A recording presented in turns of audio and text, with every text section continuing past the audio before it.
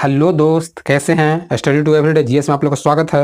हाथ से लिखा हुआ उसमें आपका रिवीजन करवा रहे हैं, क्योंकि सारा एग्जाम में जो पूछता है वो रिवीजन से ही पूछता है। आपके पास किताब तो बहुत सारा होंगे, लेकिन जो रिवीजन करना बहुत जरूरी है। ठीक है, पढ़ने से तो होता ही है, लेकिन रिवीजन करना बहुत ज़्यादा जरूरी है। रिवीजन क्या हमें पढ़ना है, क्या हमें छोड़ना है। ठीक है, तो इसको लिखिए और आप लोग ज़्यादा से ज़्यादा रिवीजन कीजिए। ठीक है, और जो इससे पहले वाला वीडियो लाए हैं उसको अगर नहीं देखें तो आप देखिए। देखने के बाद उसको और इसको दोनों को मिलाइए, और इतना ही रहेगा प्राचीन इतिहास से। ठीक है, आज लास्ट वीडियो रहेगा।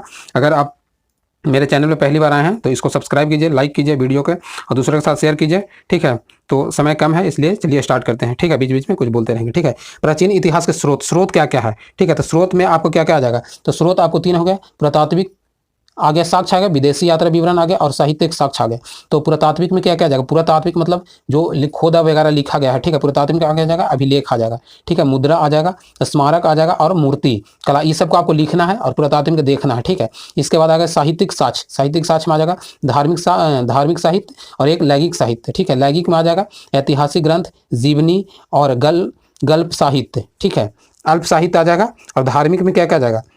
तो धार्मिक आपको दो आ जाएगा, एक ब्राह्मण साहित्य, एक ब्रह्मोत्तर साहित्य। ठीक है, तो ब्रह्मोत्तर में आ जाएगा बौद्ध और जैन आ जाएगा ब्रह्मोत्तर में। और ब्राह्मण साहित्य में आ जाएगा वेद, उपवेद, पुराण, स्मृति। ठीक है, रामायण और महाभारत आ जाएगा। ठीक है, अब देखिए ये आ जाएगा। और विदेशी यात्रा में कौन कौन आए थे, जो विदेश से आए थे यात्रा करने और वो अपने जीवनी लिखे थे उसके बारे में। तो अलबरूनी के साथ कौन कौन, यानी अरबी भाषा, अरबी लेखक में कौन कौन आ जाए। तो अलबरूनी अरबी थे। ठीक है, अल मसूदी भी अरबी थे, और सुलेमान भी अरबी थे। ये सब कौन थे, अरबी थे। ठीक है, और देखिए चीनी यात्रा में कौन कौन आ जाएंगे। तो फाहियान आएंगे, यूंगसोंग आएंगे, ठीक है, हेनसोन आएंगे, और इत्सिन। ठीक है, इत्सिन, इस सब के बारे में आगे और भी विवरण से दिया हुआ है, उसको भी आप देखिएगा। ठीक है, और देखिए यूनानी लेखक में कौन कौन आ जाएंगे। तो यूनानी लेखक में आपको आ जाएंगे, यूनानी में कौन आ जाएंगे, यूनानी लेखक में आ जाएंगे टेसियस।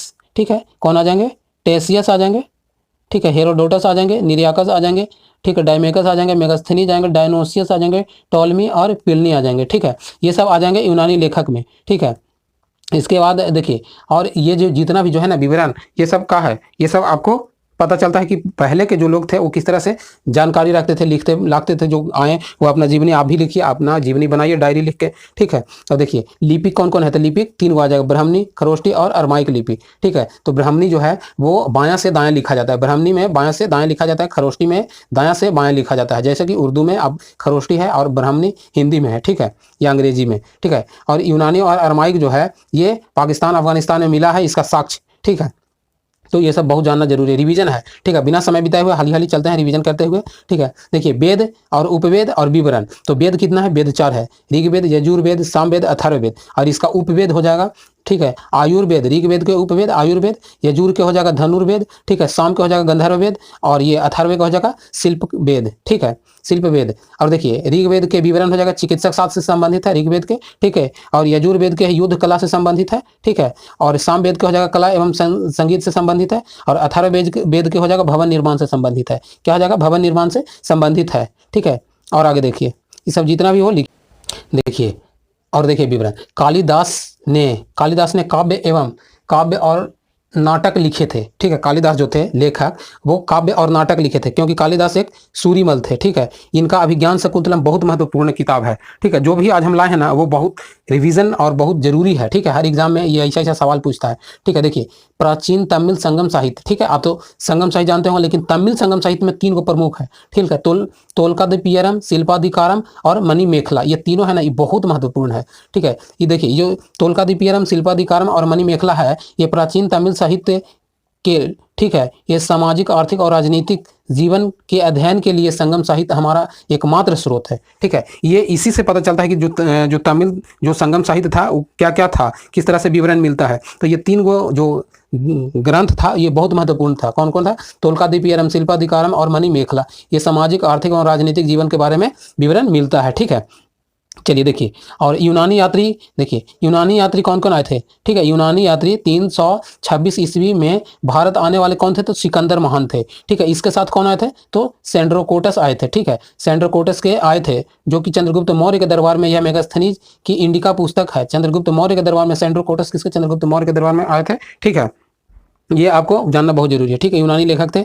और देखिए जो मेगास्थनीज पुस्तक है, मेगास्थनीज इंडिका, ठीक है। मेगास्थनीज कौन थे? तो लेखक थे। और कौन पुस्तक लिखे थे? तो इंडिका, ठीक है। और हेरोडोटस एक जो किताब है उसको कौन लिखे थे? देखिए हिस्टोरिका, हिस्टोरिका नामक कौन किताब लिखे थे? तो हेरोडोटस। ये जितना भी किताब है वो बहुत अच्छा से जानना बहुत जरूरी है, क्योंकि ये पूछता है बार बार, ठीक है। देखिए एक पिन अति Periplus of the Erythraean, Periplus of the Erythraean में जो इसका लेखक के बारे में नहीं पता है, लेकिन ये किताब बहुत महत्वपूर्ण है, क्योंकि आप नहीं जानते होंगे इसके बारे में, या फिर ऐसा आप कहीं नहीं पढ़े होंगे ये, क्योंकि बहुत मोटा या फिर अच्छा किताब से लिया गया है, ठीक है। इसके बारे में देखिए क्या क्या विवरण है।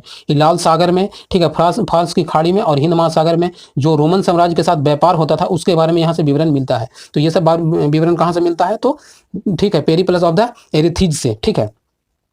और देखिए टॉलमी, जो टॉलमी के पुस्तक थे, ठीक है। टॉलमी को क्या है? जियोग्राफी। टॉलमी की जो पुस्तक है ये जियोग्राफी है, ये याद रखिएगा। टॉलमी की पुस्तक जियोग्राफी, ठीक है। प्लिनी का क्या है? Natural history. प्लिनी का पुस्तक का क्या नाम है? Natural history. यह पहली सदी के बारे में है, ठीक है। ये किसके सदी के? पहली सदी के। तो टॉलमी का हो गया जियोग्राफी, ठीक है। प्लिनी का हो गया नेचुरल हिस्ट्री। ये सब लैटिन भाषा में लिखा हुआ है, ठीक है। ये सब जो किस भाषा में लिखा हुआ है? तो लैटिन भाषा में लिखा हुआ है, ठीक है। भारत एवं इटली के साथ व्यापार होने वाले विवरण, इससे विशेष जानकारी मिलता है। तो भारत और इटली के साथ जो व्यापार होता था इसके बारे में टोलमी और प्लिनी के पुस्तक में मिलता है विवरण, ठीक है।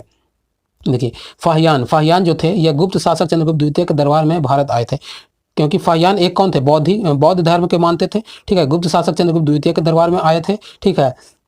भारत आए थे। ये 399 से लेकर 1414 तक रहे थे, 399 से लेकर 414 तक रहे थे। ये 15 साल भारत में रहे थे, ठीक है। इसका रचना एक किताब है वो फो क्यू की है, फो क्यू की है, ठीक है। फो क्यू की, क्योंकि देखिए फो से फाहियान, फा से फाहियान, इसका फा वाला मिल गया, ठीक है। ये 399 से लेकर 414 तक रहते, 15 साल भारत में रहते। ये इनका जो पुस्तक है सामाजिक, आर्थिक एवं धार्मिक राजनीतिक से संबंधित है, ठीक है। धार्मिक राजनीतिक से संबंधित है, ठीक है। देखिए और एक और पुस्तक है बहुत महत्वपूर्ण है ये भी, ठीक है। Cosmos indica placed, cosmos indica placed यूरोपीय ये भी है, जो 535 में भारत आए थे। और इनका क्रिश्चियंस टोपोग्राफी नामक पुस्तक है। इनका कौन? क्रिश्चियन टोपोग्राफिक नामक पुस्तक है। किसका? कॉस्मस के, ठीक है। कॉस्मस का कौन सा पुस्तक है? तो क्रिश्चियन टोपोग्राफिक नामक पुस्तक है, ठीक है। देखिए वीडियो बनाने बहुत ज़्यादा मेहनत लगता है, इसको आप ज़्यादा से ज़्यादा देखिए, दूसरों के साथ शेयर कीजिए, ठीक है। और बनाने गर्मी भी उतना ही लगता है, ठीक है।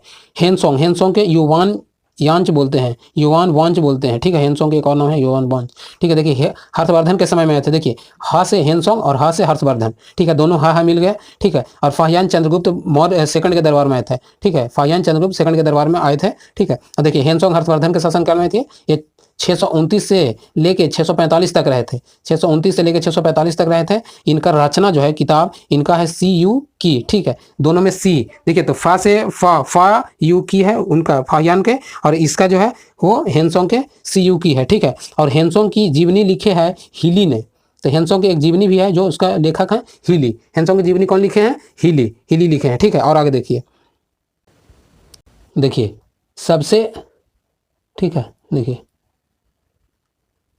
सबसे पुराना अभिलेख हड़प्पा संस्कृति है। सबसे पुराना अभिलेख कौन है? हड़प्पा संस्कृति, जो मुहरे मिलते हैं, हड़प्पा संस्कृति के मुहरे, ठीक है। हड़प्पा संस्कृति अभिलेख है जो कि अभी कौन सी भाव चित्रात्मक है। हड़प्पा संस्कृति के जो अभिलेख मिलते हैं वो क्या है? भाव चित्रात्मक, सिर्फ चित्र बनाकर उस टाइम किया जाता था। और सबसे पुराना संस्कृतिक है, ठीक है। सबसे पुराना में हो जाएगा, ठीक है। सबसे पुराने अभिलेख जो पढ़े जा चुके हैं अशोक के अभिलेख 3री सदी में, ठीक है। सबसे पहले किसका अभिलेख को पढ़ा गया था? तो अशोक के अभिलेख कब? तो 3री सदी में, ठीक है। कब पढ़ा गया था? 3री सदी में, ठीक है। अशोक के अभिलेख 1837 में पढ़े थे सर्वप्रथम। कौन? जेम्स प्रिंसप ने पढ़े थे, ठीक है। उस टाइम अंग्रेज थे, जेम्स प्रिंसप ने पढ़े थे 1837 में, ठीक है। अशोक के अभिलेख जो 3री सदी में प्रमुख था, ठीक है। देखिए भारत में पांडुलिपि, जो पांडुलिपि थे वो भोजपत्र एवं ताड़पत्र पर लिखा जाता था। जो पांडुलिपि जो उस टाइम लिखा जाता था वो भोजपत्र होता था और ये ताड़पत्र होता था, क्योंकि उस टाइम ये पन्ना कॉपी तो था नहीं, ठीक है। तो उस टाइम पेड़ के छाल पर ही लिखते थे, ठीक है। तो वो लिख के क्या करते थे? इकट्ठा कर लिए, ठीक है। और देखिए मध्य एशिया से प्राकृत भाषा को फैला।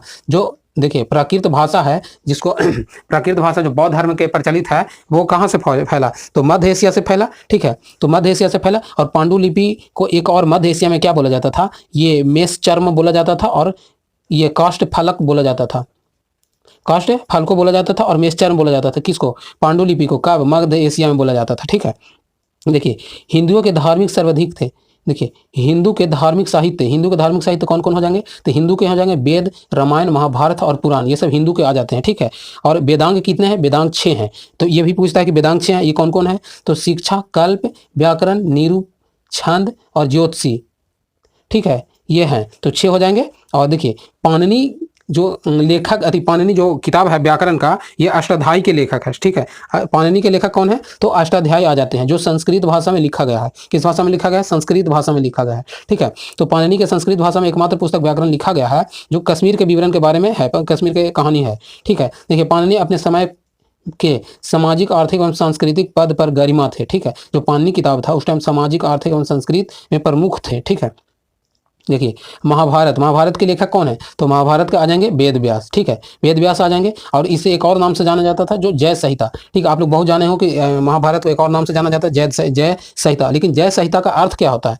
जय संहिता का अर्थ होता है विजय संबंधी समग्र ग्रंथि। ठीक है, विजय संबंधी समग्र ग्रंथ। ठीक है, और देखिए इसकी राजनीतिक, सामाजिक और धार्मिक स्थिति, यहाँ से ज्ञान की प्राप्ति होता है। ठीक है, ये जो महाभारत है उससे सामाजिक, ठीक है, राजनीतिक एवं धार्मिक स्थिति के बारे में पता लगता है। ठीक है, देखिए रामायण महाभारत के हो गया। और रामायण के लेखक हो गए वाल्मीकि। ठीक है, रामायण के कौन हो गए? वाल्मीकि, जो कि महाभारत के बाद इसको लिखा गया है। रामायण को कब लिखा गया है? महाभारत के बाद लिखा गया है।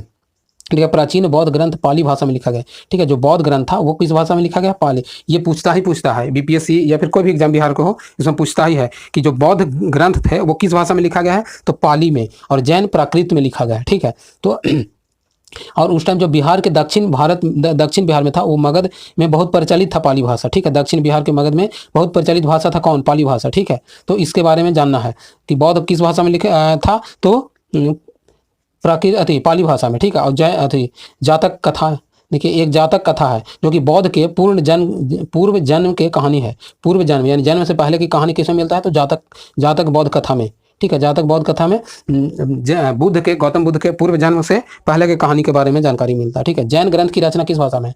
तो जैन ग्रंथ के है जैन प्राकृत भाषा में। जैन किस भाषा में है? प्राकृत भाषा में है। ठीक है, और देखिए ये धर्मसूत्र, स्मृति और टीकाएं, ये धर्मसूत्र, स्मृति और टीकाएं तीनों को मिलाकर धर्मशास्त्र बोला जाता है। ठीक है, धर्मशास्त्र किसको बोला जाता है? तो धर्मसूत्र, स्मृति और टीकाएं को मिलाकर धर्मशास्त्र बोला जाता है। ठीक है, और देखिए कौटिल्य के अर्थशास्त्र बोलता है। कौटिल्य के अर्थशास्त्र, कौटिल्य के 3 नाम है, चाणक्य, विष्णुगुप्त और कौटिल्य। ठीक है, चाणक्य, विष्णुगुप्त और कौटिल्य है। ठीक है, देखिए अर्थशास्त्र अत्यधिक महत्वपूर्ण है। ठीक है, इसमें 15 खंडों में लिखा गया। कौटिल्य का जो अर्थशास्त्र है वो 15 अधिकरण या खंडों में लिखा गया है। ठीक है, इसको जानना बहुत जरूरी है। ठीक है, और आगे देखिए इत्सिन, यह 7वीं सदी के थे। इत्सिन कब आए थे? तो 7वीं सदी में भारत आए थे। यह नालंदा एवं विक्रमशिला विश्वविद्यालय के वर्णन मिलता है। इत्सिन कब आए थे? 7वीं सदी में। पूछता है सुलेमान या 9वीं सदी में आए थे। सुलेमान कब आए थे? 9वीं सदी में भारत आए थे, जो कि पाल और प्रतिहार के शासक के बारे में विवरण मिलता है। पाल और प्रतिहार के किसको? सुलेमान जानते हैं, 9वीं सदी में आए थे। ठीक है, अल मसूदी कब आए थे? अल मसूदी आए थे 941 से लेकर 943 तक। यह भारत में यह राष्ट्रकूट के शासकों के विवरण मिलता है। अल मसूदी राष्ट्रकूट के शासकों के विवरण मिलता है। ठीक है, और अल बरूनी यह रचना इनकी है। ठीक है, अल बरूनी की रचना, ये तो महमूद गजनी के समकालीन थे। अल बरूनी महमूद गजनी के समकालीन थे। इनकी रचना है तहकीक हिंद या फिर किताब उल हिंद। ठीक है, तो ये रहा, ये सब जो जितना भी है इसको देखिए, दूसरों के साथ शेयर कीजिए, वीडियो को पूरा देखा कीजिए। ठीक है, वीडियो देखने के लिए धन्यवाद। ठीक है।